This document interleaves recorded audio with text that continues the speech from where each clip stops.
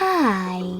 In front of me is THOMSON TO13P, and today I would like to show you how you can disable Google Passwords autofill.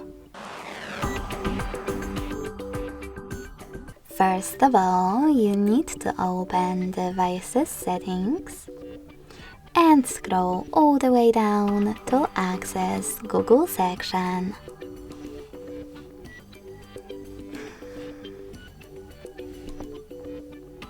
Then tap on Autofill with Google, and blue sweater next to Use Autofill with Google.